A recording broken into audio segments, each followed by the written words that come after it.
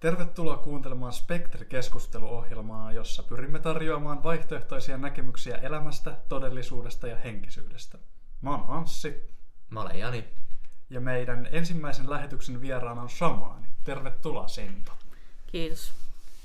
Ja voitaisiin aloittaa ihan sun ehkä henkilökohtaisesta elämästä. Eli esimerkiksi, että miten susta on tullut shamaani ja ylipäätänsä taustoja hieman.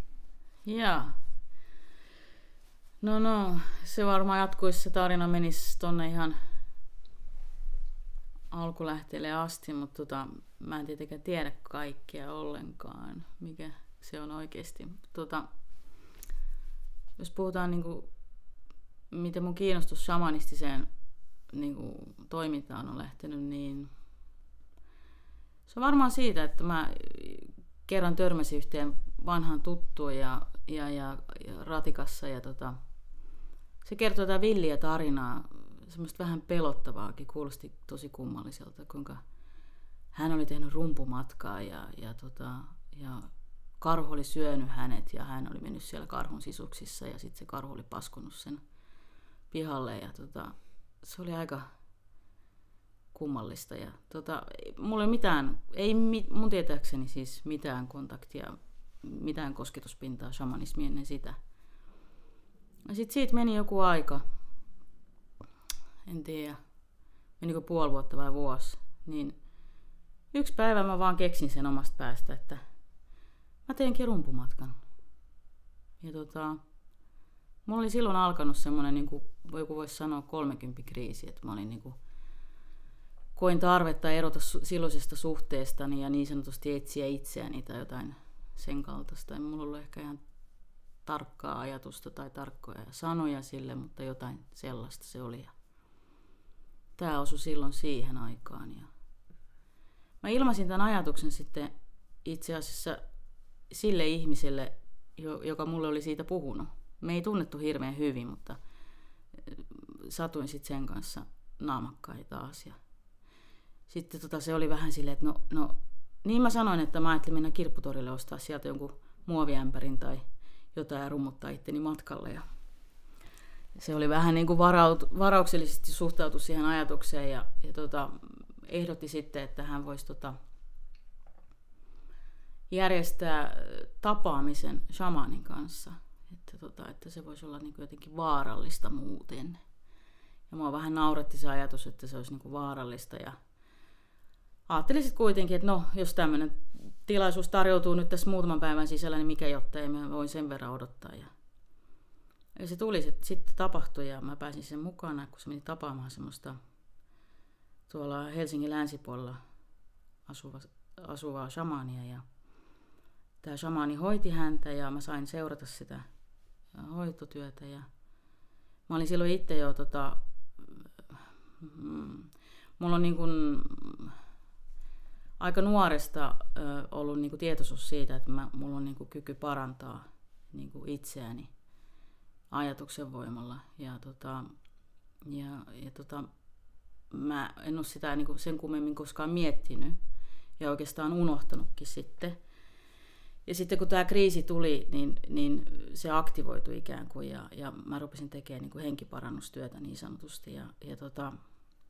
Sitten oli mielenkiintoista seurata tämän shamanin työskentelyä. Ja sitten kun se oli hoitanut tätä mun tuttua, niin hän lyhyesti vaan mua haastatteli ja niin kuin halusi vähän katsoa, että onko mä hirveän uskonnollinen tai muuten sillain mahdollisesti voisin reagoida niin kuin epävakaasti sellaiseen, että jos siellä tapahtuu jotakin hirveän semmoista, mikä on vastoin mun tabumaailmaa tai jotain tällaista. Niin sitä uskomusjärjestelmää. Uskomusjärjestelmää, että mä voisin järkkyä.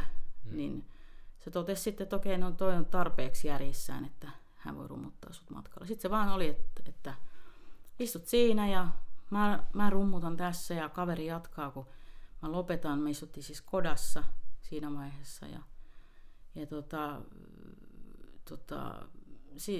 mä istuin siinä vaan ja silmät kiinni ja tuli loimutti siinä meidän välissä ja mä ajattelin mielessäni, että no, nyt toi tossa rummuttaa ja mä istun tässä ja mitään ei tapahdu ja onpas tylsää. Ja saman tien kun mä olin päästänyt sen ajatuksen ilmoille, niin mä menin jossain.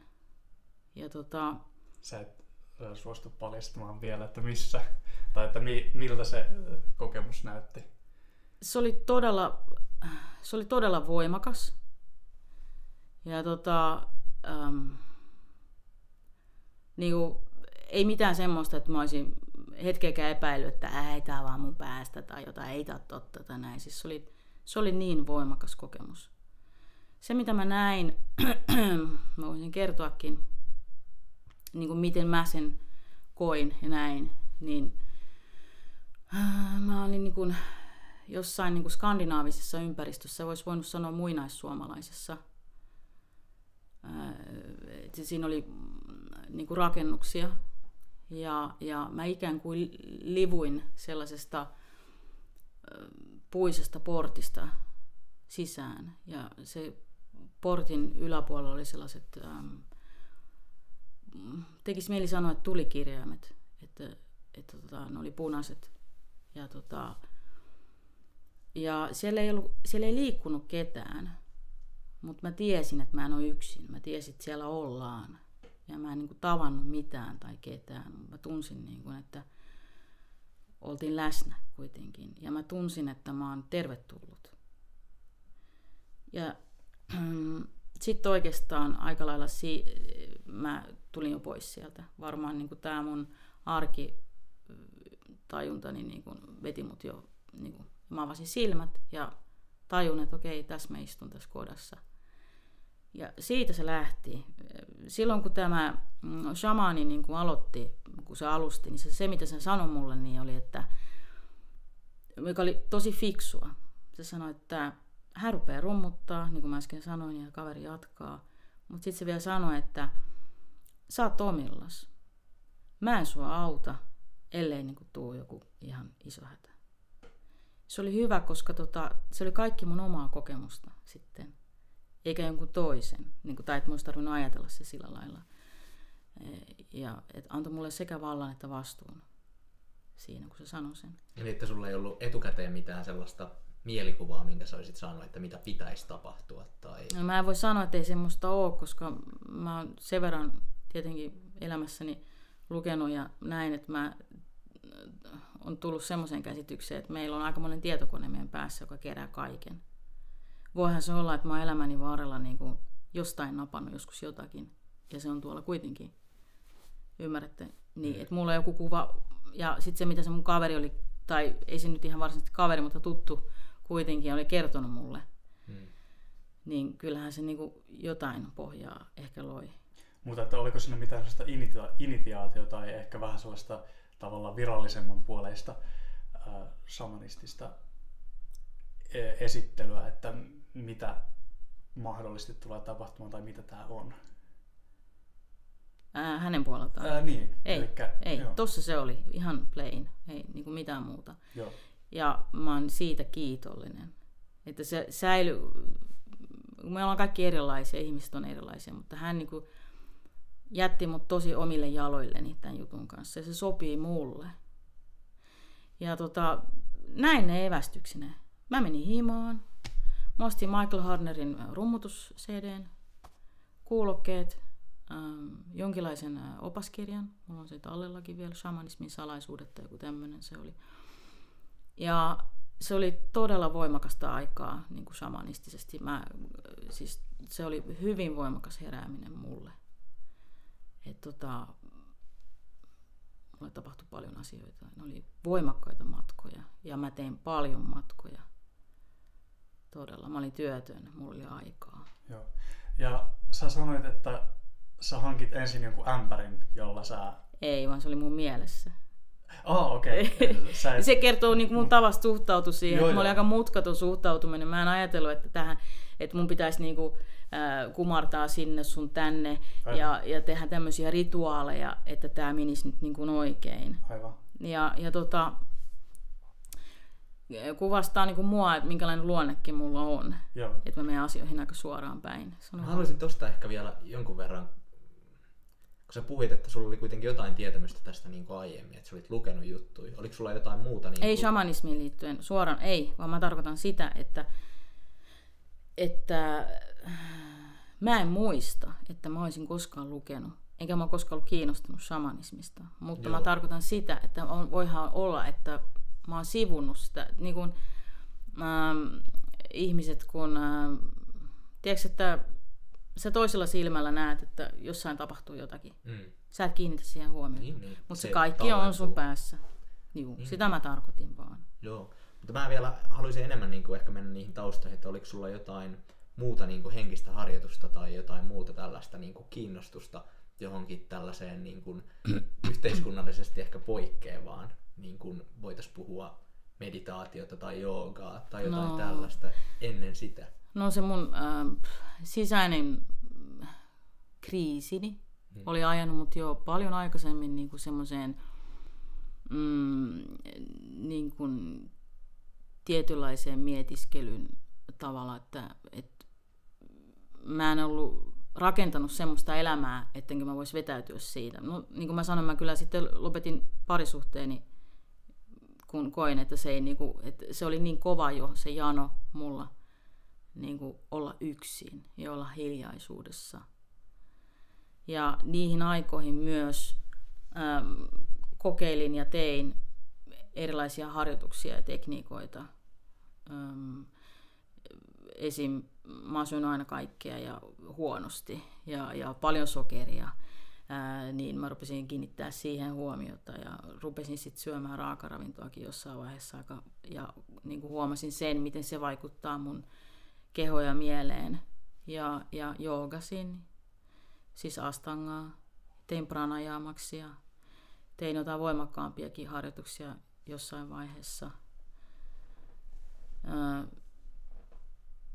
Kaikki nämä on varmasti vaikuttanut myös. Mutta niin kuin monet niistä asioista, tai oikeastaan kaikki muu on niin kuin vähän tullut ja mennyt. Ja ne on niin kuin tavallaan työkaluja, joita mä voin käyttää. Mutta nämä rumpumatkat niin on ollut ainoa, mikä on koko ajan säilynyt. Ja tosiaan ihan ensimmäistä kertaa sut rummutti shamaani. Sä et itse ollut silloin vielä shamaani varsinaisesti.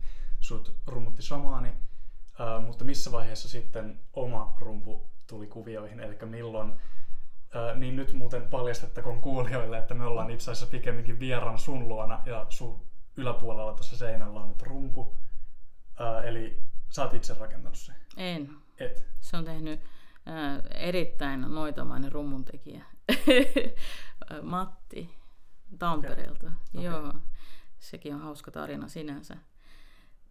Mä nimittäin pyysin Mattia tekemään mulle ison rummun. Ja sitten Matti toi mulle 2 rumpua. Ja toinen oli semmoinen, mikä oli kiertänyt sen mukana. Ja mä en ollut itse koskaan rummuttanut. Itse asiassa alun pitäen mä en ole ajatellutkaan, että ei mulla ollut mielenkiintoa hankkia rumpua. Tai niin kuin näin. No sen mä voin kertoa kohta, mutta kuitenkin tästä rummusta vielä sen verran, että se toi sitten 2 rumpua ja mä kokeilin ensimmäistä kertaa rummuttamista sillä toisella rummulla. Ja mä ajattelin, että tää on kivaa. Tää on kiva rumpu ja tää on kivaa. Ja ei siinä mitään. Sitten annoin sen pois ja kokeilin toista rumpua. Ja se oli tää. Se vei mut täysin mennessä ja ei mulla ollut mitään valinnan varaa edes. Mä tiesin, että me ollaan toisillemme. Ja sitten sanoin Matille, että joo, mä otan tän ja maksoin. Ja mulla meni aika pitkä aika, meni monta viikkoa, jos ei mennyt jopa monta kuukautta, niin kun mä hiffasin sen jutun, että jumalauta, mä sanoin Matille. Sä olit tehnyt se rummun mua ajatellen. Mä pyysin sulta isoa rumpua, mutta sä olit tehnyt sen mulle, joten mulla ei ollut vaihtoehtoa. Ja Matti naureskeli. Pieni rumpu, iso ääni. Semmoinen oli Matti. Ja itse asiassa mä tein rumpumatkoja yksin kotona ja kokeilin kaiken näköistä sitten tavallaan, että mä oon käynyt tuolla seikkailemassa ja käynyt paikoissa, mihin ei ehkä ole pääsyä kaikille ja kaikki ei sitä varmaan suositteliskaan. Mutta kun mä en tiennyt mistään lainalaisuuksista ja riiteistä enkä muusta, niin mä vaan menin. Ja joskus niin henkimaailmassa, joo. Ja sitten mä olin vuoden verran tehnyt matkoja, niin mä sain kuulla, että Helsingissä on niin sanottu rumpupiiri, missä shamaani rummuttaa ihmisiä matkalle ja siellä saa sitten tehdä matkaa. Ja menin sinne ja sitten mulle esiteltiinkin tämmöisiä sääntöjä. Nämä oli Michael Harnerin koulukunnan niin kuin sääntöjä, että on näin ja näin, lainalaisuuksia. Ja se oli sillä lailla hauskaa, koska monet asiat, mitkä mulle esitettiin totena, niin mä olin jo kokenut, että kyllä mä voin. Vaikka heidän mukaansa, vaikka ei voisi, näin esimerkiksi. Niin se oli hyvä. Se oli tosi hyvä, että mä olin ehtinyt tehdä yksin ja kokeilla. Että silleen mä sanonkin aina ihmisille, että ota selvää. Niin, mä olin tehnyt rumpumatkoja, en tiedä, ehkä 10 vuotta, vajaa 10 vuotta. Ehkä vaan 7 vuotta, mutta niin mä muutin Tampereelle tosiaan ja kerran sitten törmäsin esoteerisessa kirjakaupassa yhteen kundiin ja ruvettiin sitten puhumaan ja selvisi, että hän ja hänen ystävänsä ovat ajatelleet tämmöistä rumpupiiriä, kun Tampereella ei ole ja eivät ole saaneet sitä aikaiseksi ja sitten me laitettiin semmoinen pystyyn ja silloin vasta tuli niin kuin, tavallaan tämä vastuunottajan aspekti tähän hommaan. Siihen asti mä olin ihan vaan niin kuin, se oli vaan semmoista hupimatkailua mulle. Niin kuin ajanvietettä ja hupimatkailua. Joo. Mä en suhtautunut siihen kovin vakavasti. Ja mitenkä sitten shamaani kuitenkin yleensä traditionaalisesti kaikissa tällaisissa kulttuureissa ja uskonnoissa, missä on joku shamaani, ne on yleensä tällaisia parantajahahmoja, ne käy henkimaailmasta kysymässä jonkinlaista neuvoa, niin miten tämä aspekti sitten näkyy sun shamanismissa esimerkiksi nykypäivänä? No, kyllä niin kuin mä kysyn,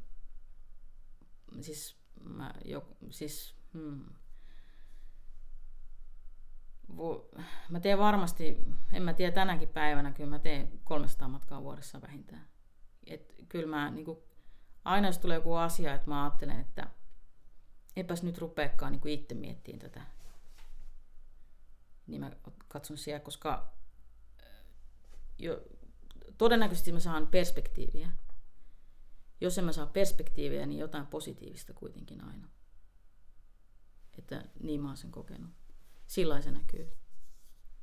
Joo, ja kun henkimaailmassa ilmeisesti on tällaisia erilaisia paikkoja, ja sieltä sitten mennään kysymään erilaisia asioita, niin sä tiedät aina etukäteen, että kun sä menet kysymään jotain tiettyä asiaa, niin mistä ja miltä tai keneltä on kysyttävä? No, sanotaan 90% sen jälkeen, kun mä sain mun voimaeläimen, niin, joka on siis tää mun niin kun, suojelushenkeni, niin mä menen hänen pakeilleen ja kerron sitten asiani ja hän ohjaa mua eteenpäin tai sitten puhuu mulle tai näyttää. Mä en haluaisi ehkä vielä hirveän syvälle mennä tuohon henkimaailmaan. Okei, joo. Musta tuntuu, että se on ehkä meidän kummankin semmoinen niinku isoin kiinnostuksen alue tässä. Niin. Mutta se, mikä mulla on jäänyt ehkä vielä vähän avoimeksi, on niinku se rummun tarkoitus tai merkitys. Että mitä osaa se rummutus tai se rumpu niinku. Miten se esimerkiksi teknisesti oikeastaan, onko sillä vaikutusta siihen, että minkälaiseksi se matka sitten muotoutuu? Mulle sillä on, että, mutta tietenkin, niin kuin mä sanoin alussa, kun mä aloitin, niin ne oli äärettömän väkeviä ne matkat. Että kun sanotaan, se on hyvin kevyt transsitila, tai sanotaan poikkeava tietoisuuden tila tästä. Niin silloin alkuaikoina mulla oli niin syviä transseja, että mulla oli välillä jopa vaikea niin kuin tulla pois. Mutta mä olin aina yksin ja omassa kämpässä, mä olin turvassa. Mutta se on muuttunut. Se on tullut kevyemmäksi. Ja se on tullut sellaiseksi, että niin kuin vuosien saatossa, että mä voin niin kuin samaan aikaan ottaa kontaktin toiselle puolelle kuin olla tässä ja kävellä vaikka kadun yli. Periaatteessa. Sitten taas mun suhde rumpuun, koska se on vihitty rumpu. Mä oon puhaltanut siihen mun henkeeni. Se on hyvin henkilökohtainen. Ja senkin mä oon joutunut oppimaan kantanpään kautta. En ottanut sitä kauhean vakavasti. opin sen sillä lailla, kun jossain vaiheessa Helsingissä oli sitten hyvin nuoria ihmisiä, lähinnä yhden perheen lapsia ja heidän ystäviään, niin mä en nähnyt mitään syytä, miksi mä en voi rummuttaa myös heille matkaa. Ja se oli kauhean hauskaa ja opettavaista kaikin puolin. Ja siellä oli sitten semmoinen pieni poika, se oli nuorin, olisiko se ollut 10-kään. Kysyi multa, pieni viaton poika, että saako hän rummuttaa mun rummulla? Mä olin, totta kai. No ei se monta kertaa, se oli niin tylsäkin, kun sitä pitäisi vaan tasaisesti hakata. Se löi siihen ehkä muutamia kertoja. Antoi mulle takas. Niin mun rumpu mökötti mulle monta viikkoa. Niin siitä mä opin, että okei, en anna enää muiden käsiin. Että se on mun vihitty puolisoni, jos se niin haluaisi sanoa. Okei. Mitä se tarkoittaa, että se on vihitty? Mitä se sulle tarkoittaa? Silloin kun se tapahtui, niin kun mä olin sen Matilta saanut, niin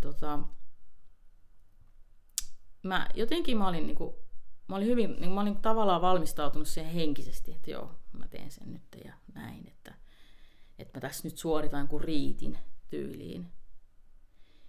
Niin kun mä päästin sen ajatuksen, niin se lähti musta. Ja mä tunsin, kuinka mun rumpun paino muuttui.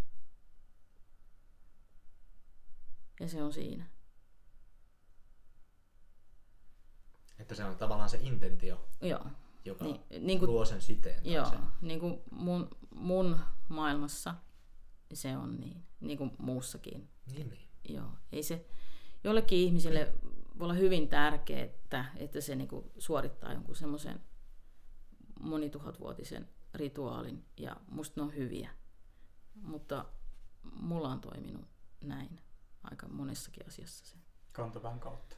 Niin, ja sitten se, että intentio on niin kuin se aina se voi olla hyvin nopea. Ja itse asiassa myöhemmin sitten, kun mä menin Lontooseen opiskelemaan shamanistista parantamista sitten, Howard Charing siellä opetti sitä, niin Howard sanoi mulle heti, että hän näkee, että sä oot hyvin nopea. Että se on, niin kuin riippuu persoonasta. Mä nyt tarkoitan tästä niin kuin sitä intentioasiaa. Että jonkun täytyy tavallaan kuoruttaa se intentio rituaaleilla, kun taas toisille voi riittää vaan se, että se vaan sinkauttaa sen ajatuksen. Ja se on hyvä. Mm. Joo. Kauanko oikeastaan pitää rummuttaa yleensä? Kun rumpumatkalle lähtee, niin osaatko sanoa edes? Ei sille ole mitään, koska se on eri aikakehys, niin kuin eri aika. Joo. Tavallaan. Niin kuin ajatus. Niin, kun sä tiedät, kuinka nopeasti ajatus kulkee. Joo. Niin sekin on niin kuin hyvin perskohtaista, että mä oon huomannut, että silloin kun mä olin siellä Lontoossa, niin mä huomasin, että mä tein niin kuin asiat, niin kuin, en mä tiedä, moninkertaisesti nopeammin kuin muut.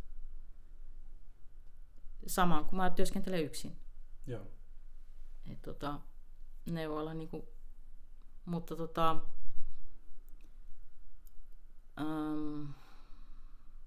siinä on sekin, että kun sä oot, teki mieli sanoa, että kun sä oot toisella puolella, mutta kyse ei itse asiassa ei ole siitä, se on myös tässä normaali päivätajunnassa. Niin mä koen, että me napataan niin vähän, tai mä puhun niin sanotaan parempi, että mä puhun itsestäni, että niinku mä tajun jonkun jutun, mä unohdan se saman tien, mä tajun ja mä unohdan. Ymmärrättekö te, että valot päällä, valot pois, koko ajan jatkuvasti. Joo. Ja jos sä haluat niinku, pitää kasassa sen, minkä sä oot just tajunnut, ja kun sä teet rumpumatkaa, niin mä oon tehnyt silleen, että mä tuun heti pois, kun mä saan sen, mitä mä hain. Ja siellä Helsingin rumpumierissä niin ohjattiin ihmisiä kirjoittamaan. Ja mun mielestä se on hyvä asia. Mutta mä oon niin laiska. Jotenkin se on mulle vaikeeta. Mä teen mieluummin niin, että kun mä tuun pois, mä palautan mun mieleeni. Niin mä pystyn pitämään sen todennäköisemmin niin kuin mun tietoisella tasolla ja käyttämään sen. Kuulostaa vähän samantyyppiseltä kuin ihmiset herää unesta. Nimenomaan unityöskentely on tosi lähellä. Ja mitä enemmän mä oon tehnyt rumpumatkailua, sitä lähemmäksi nämä maailmat muuttuu toisiaan.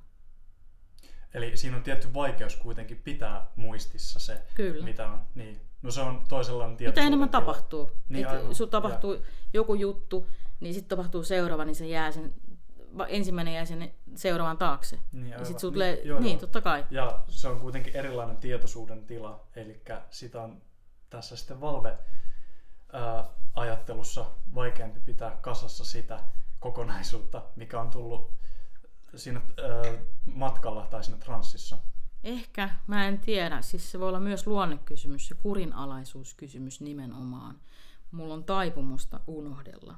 Siis että se on niinku mun asenne, että mä mielelläni päästän asioita ohi. Niin se on mulle niinku, harjoitusta, että mun pitäisi. Niinku, esimerkiksi päivän tapahtumat. Jos sä kysyisit multa, että mitä mä oon tehnyt tänään, niin mun täytyisi tosiaan miettiä tarkkaan. Mulla on taas ihmisiä, jotka muistaa hyvin, mitä ne on tehnyt tänään, viime viikolla, viime vuonna. Sitten on ihmisiä, jotka ei muista melkein mitään. Musta tuntuu, että se perustuu kuitenkin enemmän siihen, että jollain ihmisellä on enemmän tapana niin kuin mentaalisesti kertailla jatkuvasti. Kertoo olla. ehkä tarinaa Kertoa tavallaan. tarinaa siitä, että Nivoo mitä on jonkinlaiseksi tällaiseksi kertomukseksi. Joo. Ja tarinat on tärkeitä. Mä oon tämän kautta oivaltanut, kuinka tärkeitä tarinat on itse asiassa. Nämä on tarinoita nimenomaan. Se on sitä sun tarinaa, joka nivoutuu muihin tarinoihin. Tässä päästäisiin aika helposti myös tähän mielenterveyteen ja mielen tasapainoon, mutta siis joo. Se on se. Sitten tässä on tästä rummutuksesta puhuttu ja shamanismiin kuitenkin yleensä liitetään myös kaikenlaisia psykoaktiivisia kasveja ja sieniä esimerkiksi.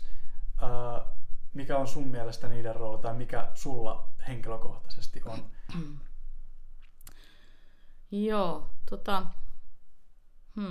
mä en sano, että ei ja mä en sano, että joo. Se on niinku Mutta ihan... et käytä rumpumatkoja tai rumpumatkoilla et hyödynnä siis mitään tällaisia. Oon mä kokeillut siis, mähän on käyttänyt ajuhuaskaa vähäsen. Ja tosin siihen ei kyllä sit tarvikaan kyllä enää rumpua, se herkistää niin valtavasti. Ruoho käy kans, mutta siinä menee just helposti sitten vipuun. Se on aikamoinen trickster. Ruoho. Vipuun? Onko tää joku... Vipuun. Siis semmonen vipuun. On erilaisia persoonallisuuksia. Ja jotkut on vähän sellaisia kettuja. Niin sä puhut nyt kasveista. Niin... Puhun myös kasveista. Niin. Myös kasvit. Ja sit pitää olla vaan tarkkana. Että mä sanoisin, että se on melko varmaa, että jos sä tykkäät esimerkiksi poltella ruohoa, että sä oikeasti tykkäät siitä, niin mä melkein sanoisin, että älä. Kokeilleena. Koska sä uskot, mitä se sanoo sulle, ja sit se onkin oikeasti vaan semmoista nautintomatkaa. Ja täytyy olla tosi tarkkana. Joo, mutta onko niin, että tässä henkimatkoissa niin rummutus ja päihteet tai tällaiset niin psykoaktiiviset aineet, ne ei kuulu yhteen oikein? En mä niin sano. Okay. Se pitää jokainen itse niinku kokea ja miettiä. Joo, mutta miten sulla henkilökohtaisesti? Joo, ei siis mun arjessa, ei se kuulu mun elämään, siis sillä lailla arkeen. Rumpu on väline, sitä sanotaan myös veneeksi, on sanottu ennen, joka kuljettaa virran yli. Välineitä on muitakin. On tanssivia shamaneja. Mua henkimaailma on kehottanut varsinkin silloin, kun mä aloitin rummuttaa, niin tanssimaan ja laulamaan myöskin. Laulu on myöskin. Ja en mä näe, miksei psykoaktiivisia aineita voisi käyttää. En missään nimessä sano, että ei. Niitähän on maailman perinteissä hyvin niin kuin ainakin, Joo. mitä koulussa tulee esimerkiksi. Joo, mutta se shamanismista, niin se yleensä keskittyy nimenomaan. Niin, se on, totta kai se lisää vähän semmoista, onhan se kauhean mielenkiintoista, kun miettii, että joku vetää kärpäsieniä, mutta sitten minkälaisia ne tyypit on ollut. Että mulle on ollut alusta saakka on se ollut selvää, että se on mulle helppoa. Se ei ole kaikille niin helppoa.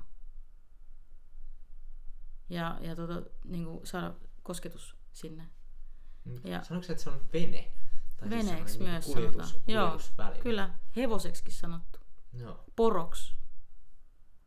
Mutta se kuljetusväline on nimenomaan tärkeä siinä. Nyt me voitaisiin ehkä siirtyäkin siihen, että minne se vie? Niin. Henkimaailma. Minkälainen on henkimaailma? Jaa, noin. No, mä voin kertoa, miten se on ollut, miten mä oon kokenut sen. Ensinnäkin se on ollut mulle jotenkin yllättävän lempeä ja lämmin ja pitkämielinen paikka. Jotenkin siellä ollaan mua kohtaan oltu aina hyvin kunnioittavia ja ystävällisiä. Mutta siellä on kaiken näköisiä tyyppejä, siis samalla lailla kuin täällä. Jos mä yrittäisin vähän selittää, miltä se tuntuu, niin vaikka sä näet ja kuulet ja koet, niin jollain lailla mä kuvailisin sitä tunteena. Joo. Muistuttaako se... Niin, ei sano vaan loppuun. Ei kun sano sä. Niin, eli muistuttaako se, tai onko se peräti oikeastaan sama asia kuin unimaailma? Kyllä se voi jollekin ihmiselle ollakin. Koska kun puhutaan valveunista ja tietoisesta unennäöstä, niin kyllä se on niin, menee aika samoihin. Joo. Mua kiinnostaisi tietää, että kuinka objektiivinen tai kuinka subjektiivinen se henkimaailma oikeastaan on. Eli varsinkin kun verrataan unennäköön, niin helposti tulee sellainen ajatus, että se on hyvin subjektiivinen maailma. Että kaikki on oikeastaan sun omaa niin kuin nykytieteellisesti ajattelulta niin kuin aivosisältöä. Niin, tuo kysymyksen asettelu paljastaa sen, että erotatte subjektiin ja objektiin. Ja se on tässä se mun mielestä se perimmäinen, niin kuin, mikä vie harhaan. Et kun sitä ei ole, kun ei niitä rajoja oikeasti, se on se, mikä mun mielestä niin kuin oli se niin kuin yksi isoja väläyksiä, mikä mä oon saanut. Niin kuin, ehkä se on ollut musta aina, mutta se on niin kuin mun kokemus, että niin kuin henkimaailmassa niin kuin periaatteessa kaikki on mahdollista. Että se riippuu sun uskomusjärjestelmästä myös. Tai sanotaan, se riippuu siitä. Ja ei ole rajoja. Sä voit kysyä mitä vaan. Ja sä voit tehdä joillekin mitä vaan tai lähes mitä vaan. Sekin riippuu. Et joskus kun mä oon sanonut jollekin aloittelevalle shamanille, että mene sinne ja sinne, niin henkimaailma oli estänyt sitä. Tai sitten joku, itse asiassa Helsingin rumpupiirissä, mä muistan, silloin oli ollut joku suuri onnettomuus, niin kehotettiin ihmisiä menemään sinne onnettomuusalueelle, niin mun oppaat ei päästäneet mua sinne. Kun muuten mulla on ollut ilmeisesti hyvinkin vapaa liikkuvuus. Mua ei koskaan estetty tekemästä mitään, mutta sinne ei päästetty silloin, siinä tilanteessa. Joo. Mikä osa oikeastaan ihmisen tästä niinku henkisestä rakenteesta, tai niinku, mikä se on, mikä lähtee sussa henkimatkalle? Onko se sielu esimerkiksi, tai mikä se on, miskä sitä voisi nimittää? Jaa, no kerro sitten, kun sä tiedät. Mä en tiedä. Okei. No se on ilmeisesti enemmänkin sulla tällainen käytännöllinen kuin teoreettinen. Joo. Ei niinkään tarvitse purkaa palasiksi. Joo. Että kyllä mä varmaan joskus on lukenutkin, mutta kun noi ei niinku kiinnosta mua yhtään. Joo. Mä oon niinku silleen, että mä kokeilen, mikä toimii mulla, mistä mä tykkään, mistä mä en tykkää, mikä on mulle totta, mikä on mulle ei ole totta. Mä kokeilen. Joo. Ja mikä sitten on, kuitenkin jotkin asiat on sitten esteenä siellä henkimaailmassa, niin minkälaisia ne esteet on? Tuleeko ne siitä ihmisestä, siis henkimatkalla lähteneestä shamaanista itsestään ne esteet vai minkä tyyppinen? No mä teen tässä totta kai taas subjekti-objekti erottelun, mutta... No varmaan joskus, tai siis mä oon oppinut, että jos asia ei etene mun odottamalla tavalla. Sanotaan, että mä kysyn jotakin ja mä en saa täysin tarkkaa vastausta. Mä kysyn niin kauan, kunnes mä oon poiminut sen jyvän. Että mä oon ihan varma, että se on todella veitsenterävä se kärki. Että mä ymmärrän ja tiedän, mikä tää juttu on ja miksi. Ja sit vasta mä niinku tuun back, jos ymmärrät.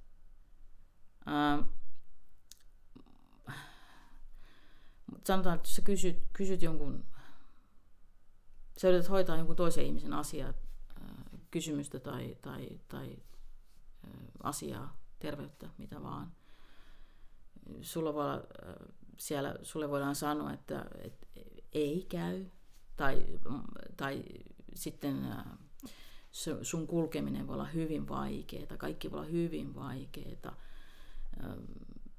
Sitten sun täytyy vaan niin kuin ottaa selvää, että miksi ja näin. Tai edetä omalla tavalla. Se, että onko se susta lähtevää vai onko se jotain muuta, niin se voi riippua kulloisestakin tilanteesta. En nyt uskalla sanoa tuohon jompsin kumpsin. Vastasinko mä sun kysymykseen? Joo, kiitos kyllä. Ihan riittävä vastaus tuli. Mä ehkä voisin vielä, kun sä puhut, että meillä on kysymyksen asettelusta se subjekti-objekti-erottelu niin selkeänä, niin kuitenkin kun me tehdään tätä myös muille ihmisille, niin mun mielestä on tärkeää myös yrittää kysyä niin kuin siitä perspektiivistä. Toisaalta se on ehkä vähän kuulijoiden aliarvioimista jollain tavalla, mutta se on myös hyvä mun mielestä pitää tällainen niin kuin yleinen keskustelun taso. Okei. Silleen, koska mä en tiedä ja varmasti monia muitakin ihmisiä, jotka ei välttämättä ei pidä olettaa tietävänsä asioita vaan. No mä annan esimerkin, semmoisen helpon. On olemassa semmoinen leikki, se oli mun mielestä se oli mainittuna siinä kirjassa, mikä mä mainitsin silloin ihan tuossa aluksi, mikä on semmoinen niinku aloittelevalle shamanimatkojen tekijälle niin hyvä. Niin se leikki on piilosleikki ja se menee sillä lailla, että rummuttaja rummuttaa ja sitten kaksi ihmistä, tai siis pari, niin toinen menee piiloon, se on siis sovittu etukäteen, kumpi menee piiloon, ja toinen etsii. Ne käy makaamaan vierekkäin, niin että ne on kylki kyljessä kiinni. Ja muistaakseni näin etukäteen sovitaan, että ollaanko alisessa, keskisessä vai ylisessä, me voidaan puhua siitäkin myöhemmin, mutta se sovitaan, mutta ei muuta. Ja mä tein tämän. Mä muistan, just siellä, missä oli niitä nuoria ihmisiä, ja se oli kauhean hauskaa. Se poika meni piiloon, me sovittiin. Ja mä pyysin, että se sitten merkiksi siitä, että hän on niinku päässyt sinne piiloon, niinku vähän tökkäsee mua kyynärpäällä, että mä tiedän lähtee. Ja okei, rummuttaja rummuttaa. Ja mä menen sinne mun tuttuun paikkaan, ympäristöön. Siis tuolla shamanitodellisuudessa. Ja mä näen itseni pomppimassa niinku sarjakuvamaisesti niinku paikallani ja mun opas pitää mua niinku hartiasta niinku paikallaan. Ja mä pompin sille ylös niinku joku sarjakuvahahmo ja joko. Ja se on vaan silleen, että odota. Ja sitten mä tunnen sen nykäyksen. Mä lähden saman tien salamana. Ja mä näen ihan niinku sekunnissa. Mä näen, että se kundi on menossa suihku niinku tommosen vesiputouksen alle. Mä saman tien tökkään sitä. Ei siinä mennyt, mä en tiedä menikö sekunti vai 2. Ja mä noustaan istumaan. Se oli niinku, me oltiin sovittu se, että noustaan sit istumaan ja rummuttaa. Ja sitten mä sanoin sille, että sä olet menossa vesiputouksen alle. Ja sit sä olet, damn! Niin, jos erotetaan subjekti ja objekti, niin miten sä selität tuon? Tätä mä tarkoitan. Sitten pitää ajatella se jonkunnäköisenä telepaattisena. Okei. Kyllähän se selitys löytyy. Joo, mutta joo. Siis, tai jotenkin. Tää on tämmönen helppo. Mutta siis sama, että jos mä menen kysymään jotain asioita tai niinku, mitä vaan, hoitoa tai muuta, niin en mä osaa sitä sillä lailla selittää, mutta se toimii. Joo. Sekin ehkä, että mulla ainakin on kehittynyt semmoinen ajatus, että se, että joku asia voidaan selittää, niin ei välttämättä tarkoita, että se selitys niin kuin mitenkään pitäisi paikkaa. Ei tosiaan. Sä voit kaikki asiat selittää tuhansilla eri tavoilla ja yksikään niistä ei välttämättä Aivan.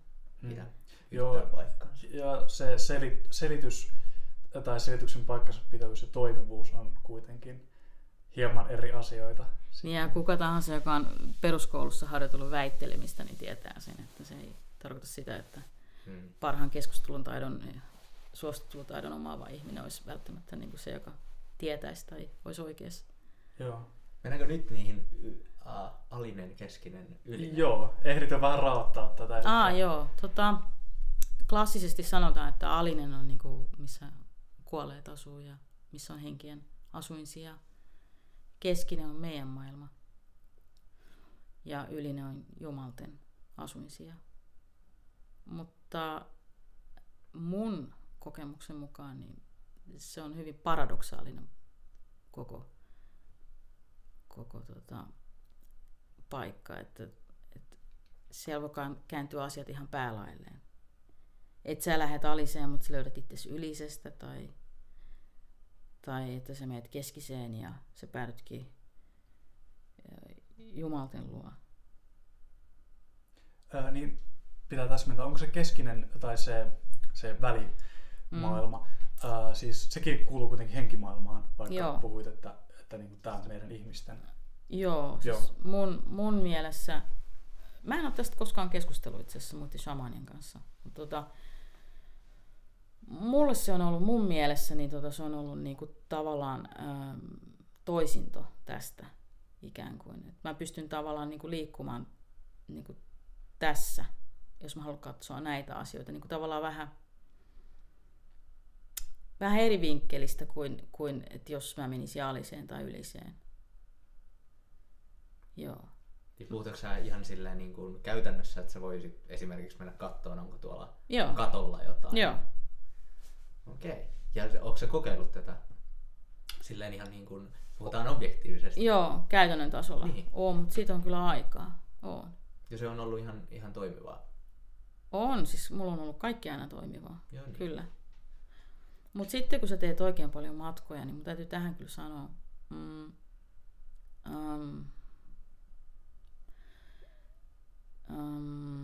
Niin kuin mä sanoin, siellä on kaiken näköisiä tyyppejä. Ja intentio on A ja O. Jos sä et ole ihan niin kuin tarkkana siitä, että mitä sä oikeasti oot menossa hakemaan, sä saat hirveästi vastauksia, niin mihin lokeroon sä ne sitten laitat? Ymmärrätkö sä, mitä mä tarkoitan? Ehkä. Joo. Että ne tavallaan niin menettää merkityksensä. Eli onko siis käytännössä kuitenkin on tärkeää, vaikka henkimaailmassa olisi kuinka paradoksaalisia tasoja, niin on kuitenkin käytännössä tärkeää tietää, mistä lähtee hakemaan. Ja siinä on joku sellainen. Sun on oltava tarkka siitä, että mitä sä oot tekemässä, mitä sä oot kysymässä, miksi sä lähdit matkalle. Pidät siitä kiinni koko ajan, kirkkana mielessäsi. Mun mielestä tämä pätee aika hyvin kyllä kaikkeen. Niin, totta. Elämään myös. Ja niin se on näin, niin kuin mä sanoin, että nämä maailmat lähentyy toisiaan. Siinä, että kun nämä niin kuin New Age, tämmöisen niin kuin kaupunkishamanismin koulukunnat, jotka opettaa ihmisiä, nykyajan ihmistä, tekee rumpumatkailua ja ne opettaa, että aina sama lähtöpaikka. Ja toinen sääntö on ollut, että käytettäisiin, että sulla on niinku se sun luotto-opas, se sun suojeluhenki, niin se on ihan hyvä. Just siksi, että kun on olemassa ihmisiä, joilla ehkä maailmat tulee hyvin lähelle muutenkin, herkkiä ihmisiä, semmoisia ihmisiä ehkä, jotka vois olla vaarassa, että ne asiat voi mennä vähän liiankin sekaisin päässä, on hirveän tärkeää pitää rajat. Koska mä oon tavannut ihmisiä, joilla ne rajat sitten, ne saattaa ihan muutenkin niin kuin tosiaan lähtee liikkumaan. Puhutaanko sitten niin kuin, mitä diagnosoitaisiin? Niin, vaikka skitsofrenia. Skitsofrenia. Vaikka. Eri psykoositiloja. Niin, joo. näkisikö sä nimenomaan, että ne on sitten juuri sitä, että se, niin kuin, se raja niiden maailmoiden välillä on niin kuin, jotenkin hämärtynyt niin paljon, että ne ei enää erota, että mikä on, sanotaan, henkimaailma tai sitä toista todellisuutta ja tätä todellisuutta. Ja se aiheuttaa niille sitten tuskaa. Mm. Ehkä se ei ole ihan niin yksinkertaista, mutta kyllä mä sanoisin, että siinä on aika paljon niin kuin yhteneväisyyttä, joo.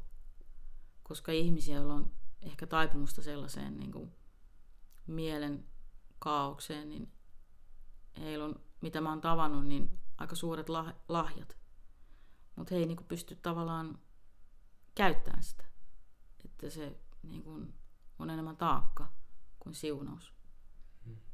Että semmoinen tietynlainen selkeys on hyvä pitää. Ja sen takia, kun puhutaan psykoaktiivisista aineista, niin mun mielestä pitää olla tarkkana. Ja siksi mä sanoin, että jos sä tykkäät esimerkiksi marihuanasta, mikä on helppo esimerkki, koska sitä nyt kuitenkin saa, niin kai en mä tiedä kyllä saako miten kärpäsientä ja noin. No sen kun mennään kerään. Niin, metsästä niin, löytää. joo. Mutta niin kuin se just, että jos tuntee jo luonnostaan mieltymystä siihen ja se on kuitenkin, jos sitä käyttää enemmän, niin se aiheuttaa sekaannusta. Ja silloin mun mielestä se menettää merkityksensä. Mä oon itse sitä mieltä, että esimerkiksi hamppu, mä lasken hampun opettajakasveihin.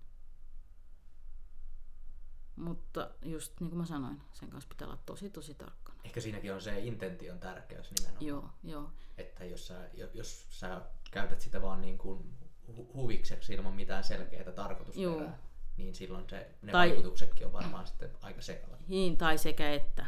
Niin se voi mennä potut ja muussi sitten sekaisin. Aivan. Joo, sitä mä tarkoitin.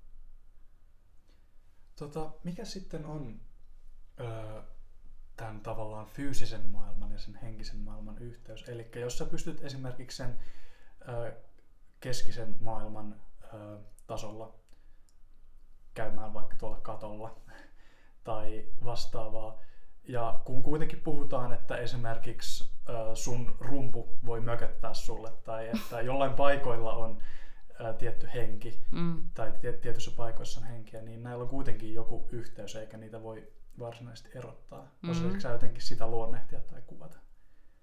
Tai miten se sulla esimerkiksi käytännössä toimii?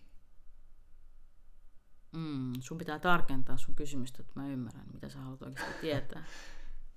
Mikä on se, mitä sä haluat tietää?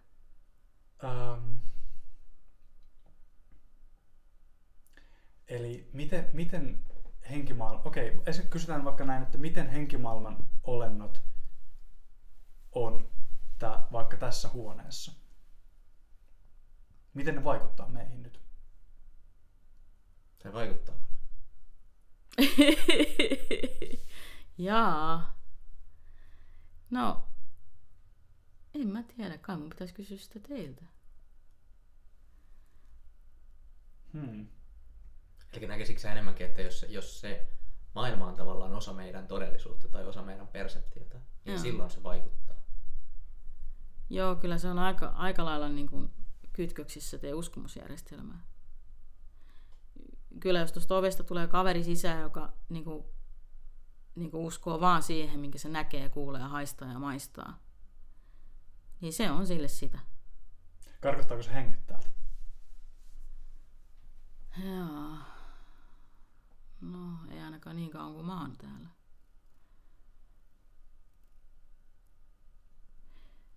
Niin, se taas. Sitten voitaisiin kysyä, että onko se sitten... Niin, nyt tullaan taas tähän objektiiviseen ja subjektiiviseen. Kun mä en oikeasti, mun täytyy sanoa, että...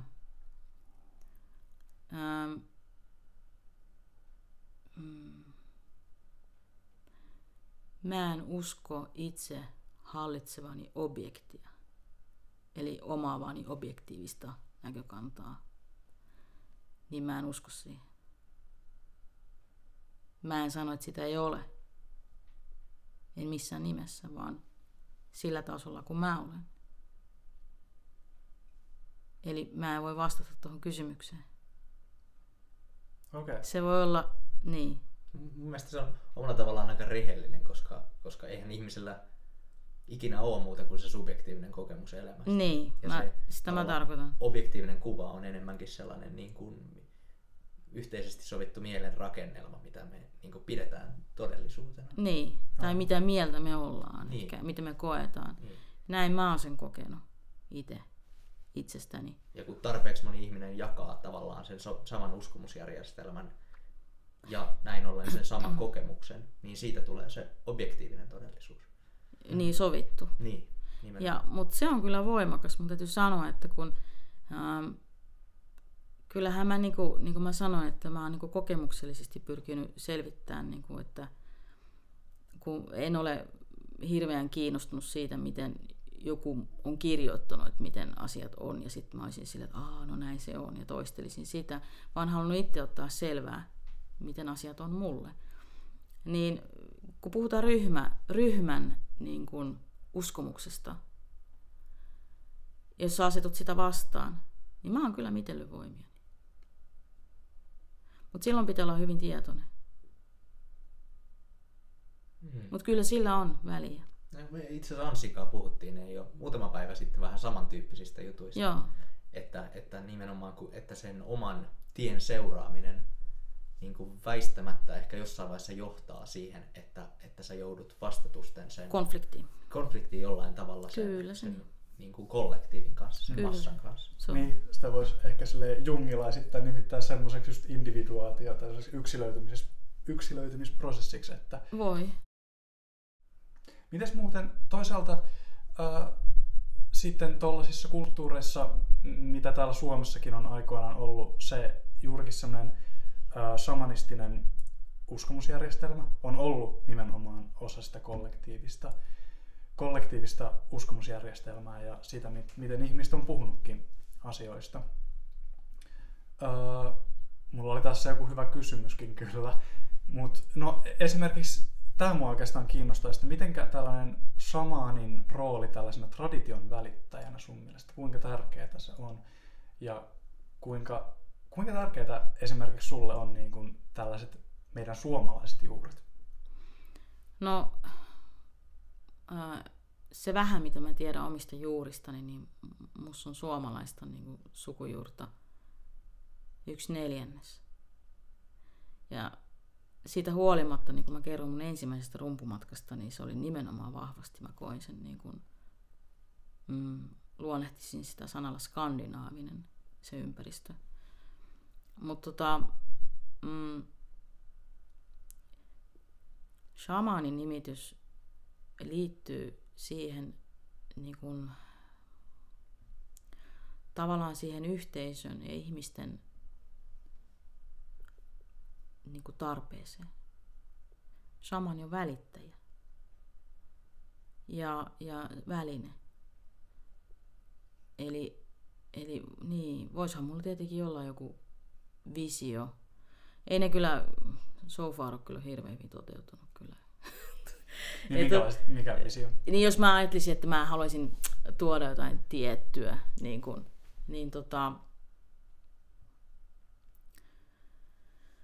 traditiot, shamanistiset muinaistraditiot. Jollekin se voi olla sitä hyvin voimakkaasti painotettuna, jollekin ei. Kyllä mä oon tietoinen, että on tämmöisiä kalevalaisesti orientoituneita shamaneja. Joo. Sulla on kuitenkin lähtenyt aika henkilökohtaisesti ja sä oot oman kokemuksen kautta. Sulla tietysti oli se ihan ensimmäinen shamanikokemus, jossa sulle rummutettiin ja sä lähdit matkalle. Tiedätkö sä, liittyykö siihen joku traditio tai että mistä hän oli tullut oikeastaan? Se, mitä me ollaan joskus siitä asian tiimoilta puhuttu, niin mä tiedän, että hän on niinku käynyt jotain kursseja, niin kuin, että on Siperian shamanismia ja sitten suomalaiseen. Ja hän on niinku enemmän silleen, niinku, sanotaan yhteiskunnallisesti orientoituneempi ihminen,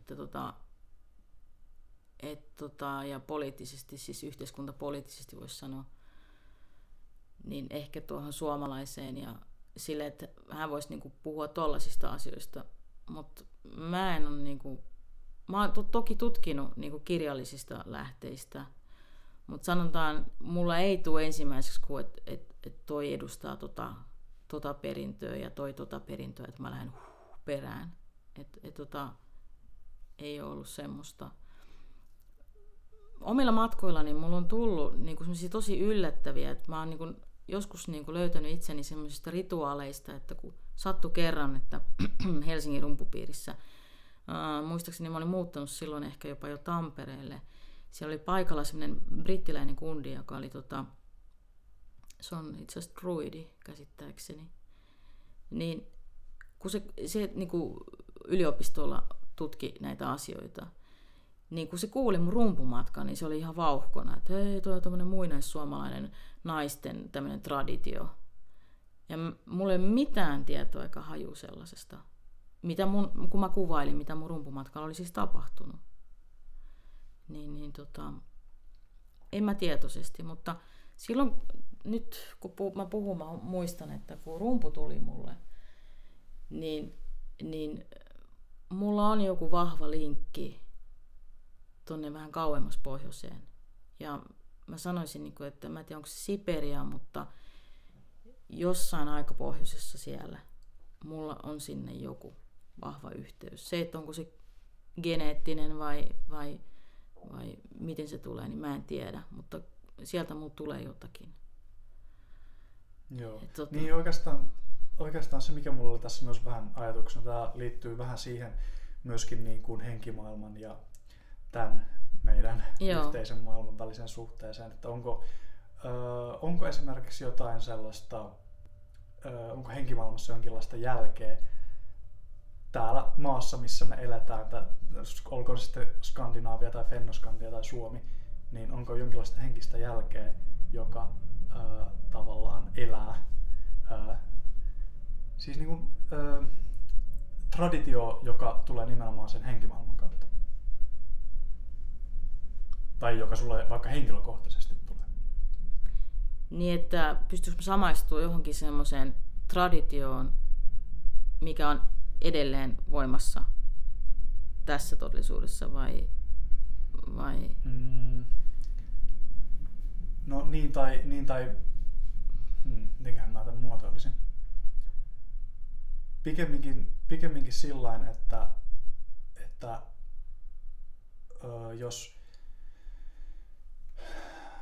jos vaikka tietyillä paikoilla on tietyt henkensä, joo, niin ne voi olla niin kuin vaikka ikivanhojakin henkiä. Onko henget esimerkiksi kuolevaisia?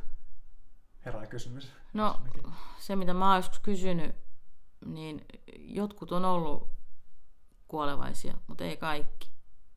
Mä oon tavannut siellä tyyppejä, jotka sanoo, että eivät ole olleet koskaan ihmisiä. Ja sitten joistakin mulla on tullut sellainen käsitys, että he on saattaneet olla joskus olemassa olevia ihmisiä.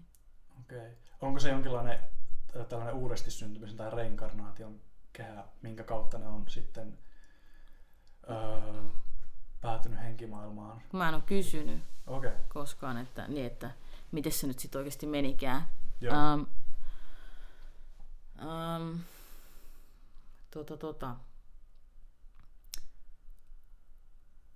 Se kokemus, mikä mulle on tullut niinku subjektiivinen kokemus, mikä mulle tuli itsestäni ja mun matkasta tällä planeetalla, niin ensinnäkin mulla on aika laaja se niin kuin, tavallaan kulttuurinen perintö. Ja mä en ole keskustellut tästä itse asiassa koskaan kenenkään kanssa. Mä en osaa edes sanoa, että onko mulla suppeempi vai laajempi kuin jollain muulla. Mä vaan niin kuin, olen tutkinut itseäni. Niin, ne on ollut aika yllättäviäkin niin kuin, paikkoja, mistä mä oon löytänyt itseäni. Ja yllättävissä rooleissa. Että mä en ole niin kuin, millään lailla niin kuin, kokenut, että se minäkuva, mikä mulle on myös opetettu ja mikä mä oon omaksunut ja rakentanut, niin ei ole kauheasti käynyt yksin sen kanssa, mitä mä oon ehkä nähnyt. Mutta sitten se on jännä, kun tää elämä ja tää meidän niinku, taju on semmoinen kudelma. niin kuin semmoinen tarina. Miten se niin kuin elää ja muuttuu. Ja sen mä oon oppinut, että niin kuin, täällä kun asiat muuttuu, niin ne muuttuu myös siellä. Ja myös toisinpäin. Sä voit myös siellä muuttaa asioita. Ne muuttuu myös täällä. Näetkö sä, että se on joku kausaalisuhde, että se on ensin siellä ja sitten täällä? Tai, vai onko se korrelaatio enemmänkin, että ne on litoutunut jollain tavalla toisiinsa? Joo, ja muutos siellä näkyy muutoksena täällä ja toisinpäin. Ehkä silleen, että on olemassa vaan se yksi ja me nähdään siitä eri osia. Tämä olisi enemmänkin semmoinen todellisuus, joka on olemassa samalla lailla kuin tämäkin todellisuus, mutta ehkä vähän eri taajuudella. Just tai näin. Miten se voisi ilmaista. Se frekvenssi on aika hyvä. Kyllä mä silleen sen on niinku kokenut. Ja mä oon miettinyt sitä, niinku, kun mä niinku näen tarinoita ja mä tietenkin sit samaistun niihin tarinoihin, että mä oon joku pieni poika jossakin kulttuurissa, minkä olemassaolosta mä en ole tietääkseni koskaan tiennyt. Ja mä näen sen kulttuurin tarinan ja myös oman, niin kuin mä oon nähnyt, oman niin kuin tämmöisen evolutionäärisen tavallaan tarinan samalla itsestäni. Ja kerroin yhdelle ystävälleni sit siitä sen tarinan joskus vuosi pari sen jälkeen, kun mä olin sen nähnyt. Niin se rupesi puhumaan sitten, että hän oli nähnyt, mikä se onkaan se, onko se jenkkien vai brittien semmoinen näitä isoja kanavia, mistä tulee koko ajan kaikkea, mitä on Discovery Channel tai joku tämmöinen vastaava. Niin kuin Hoover Dam tai joku, joo, niin se kertoo, että joo, toi on tapahtunut ihan oikeasti, että siitä oli just juttu. Ja sitten mä otan, aijaa. Niin kuin mä kerroin, että mä olin jossakin pohjoisessa ja mä en tiedä missä mä oon ollut, mutta mulle se oli jossain tyylin Alaskassa. Ja mä näin, että me oltiin intiaaneja ja mä näin meidän sen tavallaan elämän, sen toteemin ja niin kuin, miten me elettiin. Me oltiin jonkinlaisia, siis me ei oltu lihansyöjiä ollenkaan. Mähän olen lihansyöjä. Ja mä näin, minkä näköisiä me oltiin, ja mä kuvailin silleen, että me oltiin semmoisia niin kuin lyttynokkasia, mutta me oltiin inkkareita. Ja sitten tuli koukkunokat ja ne tappoi kaikki, paitsi lapset. Ja mä jouduin niin kuin niiden mukaan, ja mä olin poika. Ja kasvoin mieheksi siellä heimossa, ja siitä alkoi mun eräs semmoinen karminen kierto.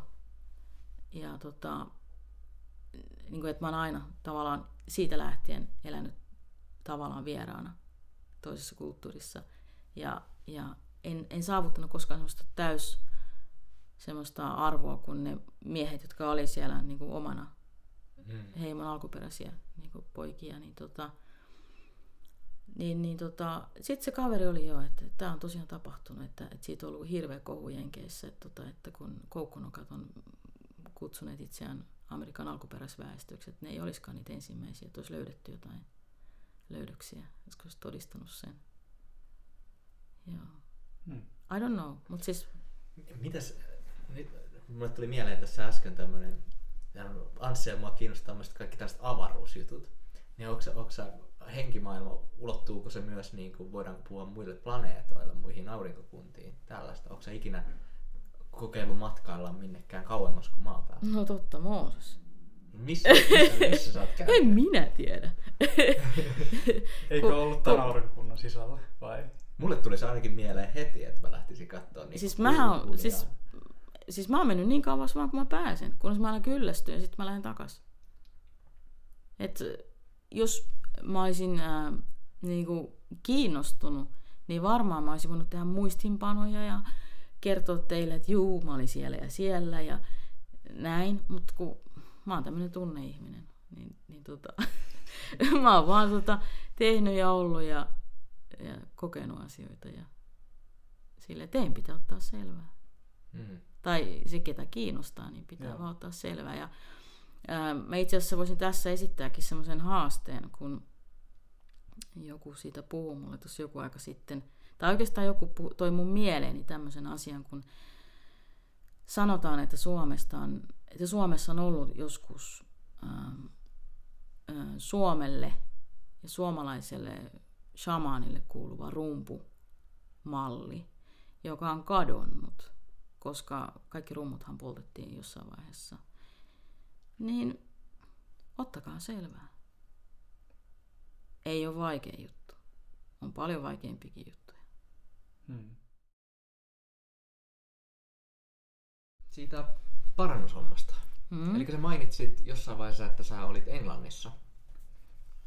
Ja siellä opiskelit jotain shamanistista parantamista, sanoitko? Joo, nimenomaan. Se oli se. Voiko se kertoa tästä lisää? No se lähti siitä, kun tosiaan kun muutin Tampereelle ja tutustuin siihen yhteen kahteen kundiin, jotka halusi perustaa sen rumpupiirin, niin Helsingin päässä sitten nousi vähän sellaista, että mitä se sellaista, ei sillä ole koulutustakaan. Ja eihän mä ollut aikaisemmin ajatellut koskaan, että niin sitä, mähän tein vaan niin matkoja itselleni ja se liittyy mun itteeni vaan.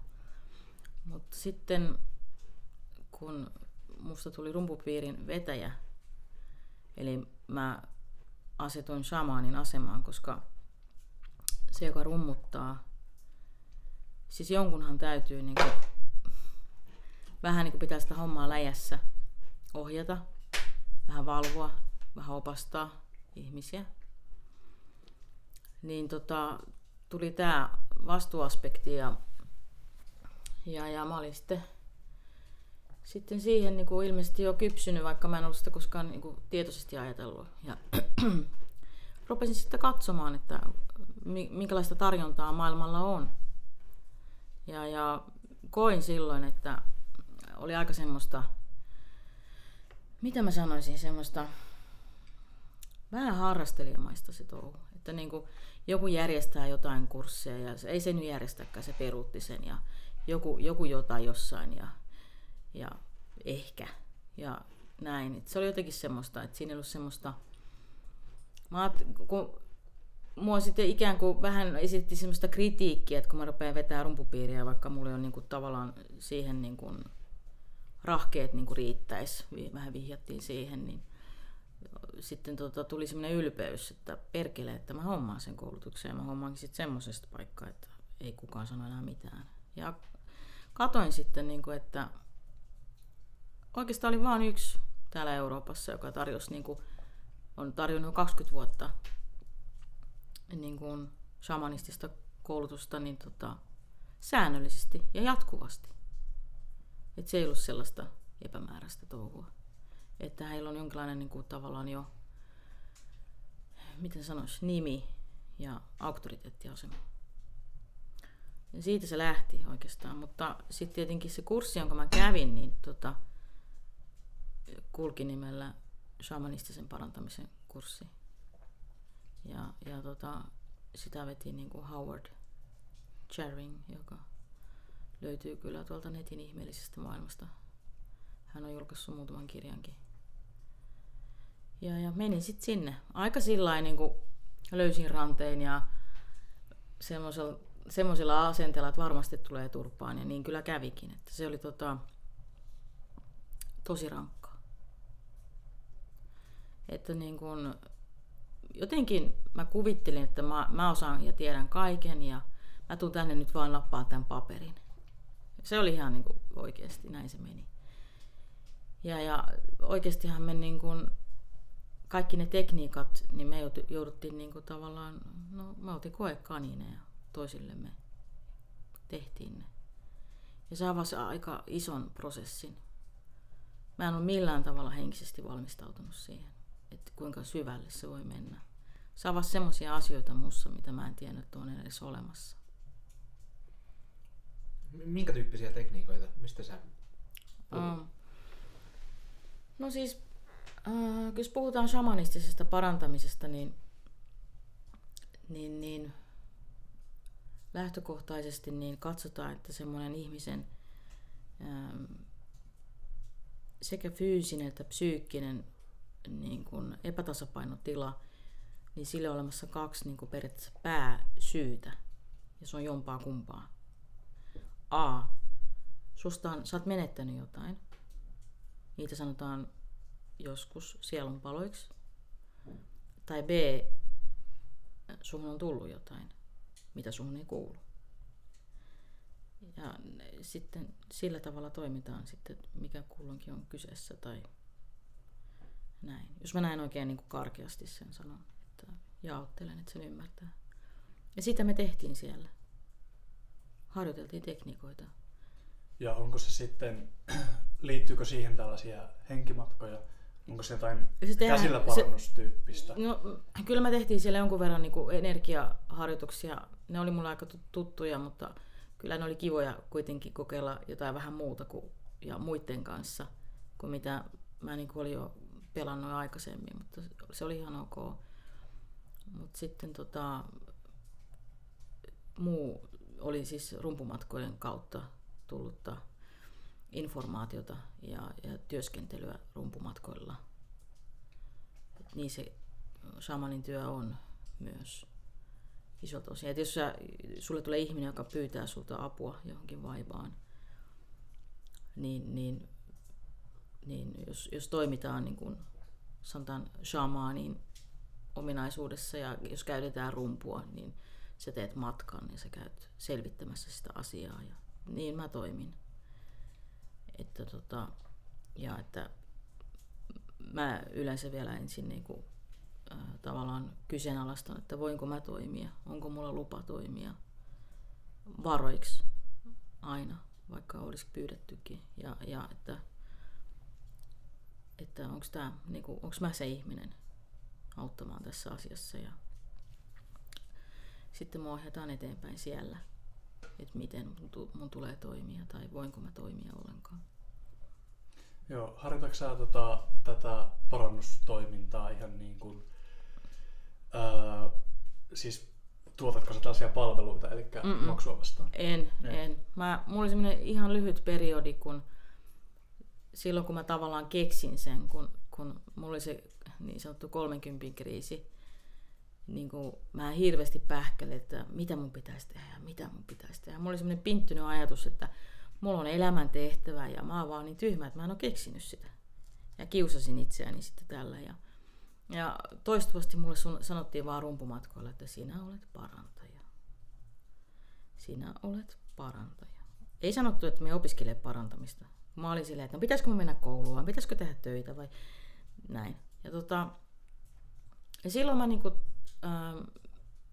jossain päivällisillä sitten tää tuli esiin ja mä puhuin jollekin mieshenkilölle siinä, mulle tuntemattomalle ihmiselle, että tämmöinen asia on mua nyt askarruttanut viime aikoina ja sitten hän niin kuin sanoi, että hän on ollut vaiva, jota hän kysyisi, että haluaisinko kokeilla, että pystyisinkö auttamaan siinä ja mä sanoin sitten, että joo ja kokeillaan. Ja sitten kun tavattiin ja se esitti mulle sen asian, niin mä olin ihan niin kuin 100% varma, että ei tule mitään. Ei tule mitään. Se oli aivan mun mielestä, siis inhimillisesti ajateltuna ihan mahdoton juttu. Siinä oli hermo tulehtunut niin koko matkalta niin kädestä, niin tuolta niin siis niskasta lähtien. Ja se oli saanut 3 kortisonipistosta lähiaikana. Ja sitten se kävi iltalukiota saman aikaan. Silloin oli onko ne nyt kirjoitukset menossa. Ja oli ammatiltaan postiljooni. Että se käytti tosi paljon sitä oikeaa kättä. Että se ei saanut levätä. Ja sehän olisi ollut se, niin kuin näin Maija Meikäläisen ajatuksella niin kuin se ensimmäinen asia, että lepo. Ja se ei tullut kyseeseen. Ja mä ajattelin vaan mielessäni, että ei tule mitään. Mutta sitten mä rupesin vaan hommiin. Mä ajattelin, että no jätä se mielestä, teet vaan. Ja tein sitten niin kuin taisin. Ja hän koki sitten helpotusta ja sitten se jatkui vielä, tehtiin sitä parisen kertaa vielä sen jälkeen. Mun mielestä kaiken kaikkiaan vaan 3 kertaa, jos mä muistan oikein. Ja ei se niinku, olisiko se ollut, mä en muista, oliko se puolen vuoden vai vuoden seuranta, kun mulla oli, niin se ei toistunut. Ja se oli kyllä, mä sitä todella ihmettelin. Ja hän oli sitten käynyt jollain hierojalla, joka oli käynyt jonkun tämmöisen reikikurssin. Ja tämä hieroja innostui ihan valtavasti, kun se kuuli musta. Hän halusi tutustua muuhun ja Ja tutustuttiin ja sitten hän halusi niin kuin oppia kans tätä. Ja mä hoidin hänen asiakkaitaan ja opetin niin kuin häntä, niin kuin, miten mä sen teen. Ja se oikeastaan jäi siihen. Jotenkin mä en osannut varmaan niin kuin sovittaa mielessäni sitä. Mulla iski se että kunnianhimo ja semmoinen niin kuin innostus, että jaa ja näin ja sitten 50 ja kerta ja sitten se vaan jotenkin loppuu. Ja kyllä mä silloin, jos ihminen kysyy, niin kyllä mä niin kuin toimin, jos vaan henkimaailmasta tulee vihreätä valoa. Joo. Ja siis sä kuitenkin edelleen teet sitä. Joo, totta Mooses, mutta en mä niinku elätä itteeni sillä, enkä mä mainosta, enkä mitään. Kuinka usein suunnilleen sulla tulee tällaisia NS-potilaita vastaan? Tosi harvoin nykyään. Joo. Mitäköhän mä nyt sanoisin? En mä nyt sano mitään, etten valehtele, mutta harvoin. Ei edes viikoittain. Ja en mä sitä edes miettinyt itse asiassa. Joo. Ja se, että henkimaailma näyttää vihreätä valoa, siis ymmärsinkö oikein, että saattaa olla joku kerta kaikkiaan este, että sua ei ole tarkoitettu parantamaan jotain tiettyä asiaa. Tai puuttumaan. Puuttumaan jokin. Mulla on käynyt niin, että muistan yhdenkin ihmisen, niin ollakseni rehellinen, niin mä en muista, että kumman aloitteesta se lähti ensinnäkin. Tarjosinko mä apuani vai pyysikö hän oma-aloitteisesti ensin apua. Mutta joka tapauksessa se, mikä mä muistan, oli se, että sitä henkimaailmasta sitten varmistelin, niin mulle mun opas sanoi, että mä en muista aina mitä sanoja siinä niin kuin tavallaan käytettiin, tai mä niin kuin kuulin, mutta joka tapauksessa, että ei kannata tai et voi auttaa tai jotain tämmöistä. Ja mä en uskonut, koska mä en halunnut uskoa, koska sillä ihmisellä oli oikeasti hätä. Ja mä sanoin, että mutta kun mä haluan auttaa, mä muistan sen. Ja sitten se oli, että no auta sitten, tai että tee sitten, tai miten se vastaskaan mulle. Ja toimin sitten niin kuin tavallaan siinä parantamistyössä niin kuin moitteettomasti, eli tein täsmälleen sen, mikä ohjattiin tai mitä mä koin. Ja siis se oli aivan älytön juttu. Aivan älytön juttu. Ei se... Itse asiassa nyt kun mä puhun, mä muistan, että näitä on tapahtunut parikin kertaa ainakin, niin mä muistan, että mulle on sanottu, että ei, älä.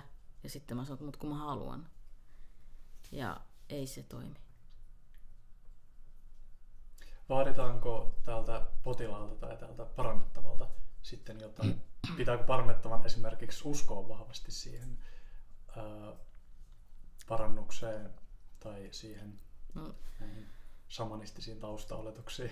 No siihen mä en halua vetää mitään rajoja. Että tavallaan jos ihminen tulee mun luo pyytää, niin mä en rupea sitä rajaamaan, vaan mä kysyn sitten, niin kuin, sitten henkioppailta, että... Tai että toi oli nyt vaan esimerkki, mutta onko jotain, mitä... Ja mä tajuan tuon sun kysymyksen, mutta se on sillä lailla jännä, kun...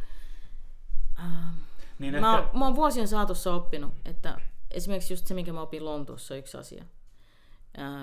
Se, mitä mä oon kuvitellut tietäväni tai ajattelevani itsestäni, oli ihan tekaistu. Eli jos mä tarkoitan täällä sitä, että joku ihminen, pitääkö sen uskoa, niin se voi sanoa ihan mitä vaan. Mistä mä voin tietää, uskoko vai eikö? Se voi sanoa, että mä en usko, mutta sen sisällä on vahva kipinä. Tai toisinpäin. Joten mä en lähde edes arvioimaan sitä. Joo. Niin mä ehkä ymmärrän tämän pointin. Eli varmaan myöskin se, että voidaanko vetää edes rajaa sille, että onko se parannettava oikea ihminen, niin oletko sinä oikea ihminen siinä, mitä tapahtuu. Joo. Eli siihenkään ei varmaan voida niin kuin, mitään selkeää rajaa. Mä en ihmisenä siihen niin kuin, niinku koe voivani vastata. Että nyt kun sä kysyt multa, mä voin ottaa rummun käteen ja rummuttaa ja sit mä voin vastata sulle.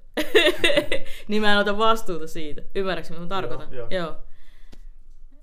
Et ollakseni rehellinen. Joo. Tää on... Joo. Onkohan meillä vielä jotain kysyttävää vai voisikohan tämä haastattelu olla paketissa kohta? Ei mulle tule nyt ainakaan mitään mieleen. Joo. Kyllä me ollaan mun mielestä aika hyvin käyty tällaiset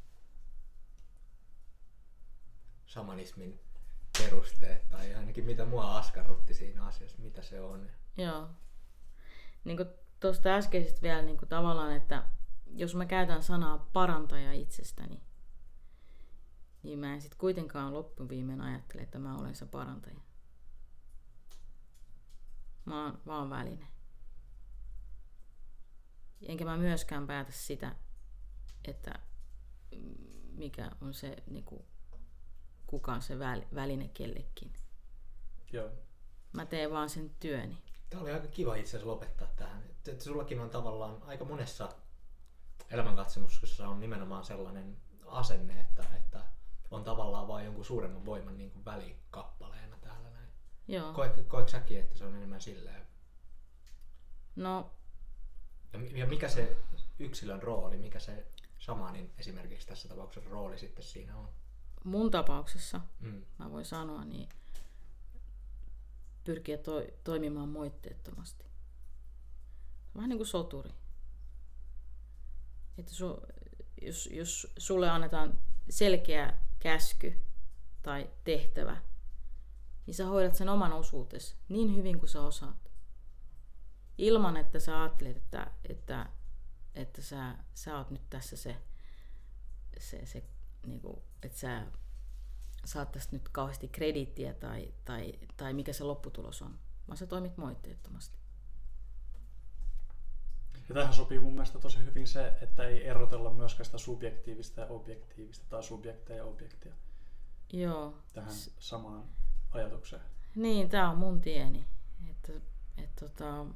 Mä oon kokenut tässä vuosien saatossa, tietenkin mulla on tapahtunut hirveästi niin kuin sisäisesti tässä asioita ja mä oon muuttunut. Että niin kuin ne ensimmäiset vuodet, vaikka mä luulen, että se on vaan hupimatkailua, niin ne palat, mitkä musta on laittu ihan uuteen järjestykseen. Ja miten mä oon, niin kuin, jos mä haluaisin pukea sanoiksi, että miten mä oon niin kuin kokenut maailman, niin tää on hyvin paradoksaalinen. Eli kun mä käytetään sanoja, jotka ei ole paradoksaalisia tavallaan, tai me pyritään käyttämään niitä sillä tavalla, että ne ei olisi niin kuin mun todellisuuteni on. Samaan aikaan, kun mä menen tähän suuntaan, niin mä menen samaan aikaan toiseen suuntaan.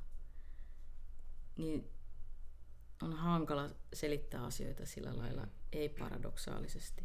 No, me ollaan Anssikaan keskusteltu monesti tästä, että tavallaan koska kieli jo rakenteessaan nojaa sellaisen subjekti-objekti erotteluun, niin sillä ei sillä on omat rajoitteet, mitä sillä pystyy ilmaiseen. Joo. Ja se, mitä sen yläpuolella on sitten vaan suoraa kokemusta. Joo. Mutta luotetaan nyt siihen, että ihmiset saa jonkinlaisen käsityksen siitä, miten mä oon kokenut tämän oman polkuni. Joo, varmasti. Kiitos oikein paljon tästä keskustelusta ja me lopetetaan tähän. Tämä oli meidän ensimmäinen ohjelma. Toivottavasti piditte. Me ehkä palataan vielä samoille taajuuksille. Joo, samoille taajuuksille jollain muulla aiheella, mutta edelleenkin elämän todellisuuden ja henkisyyden kuvioissa.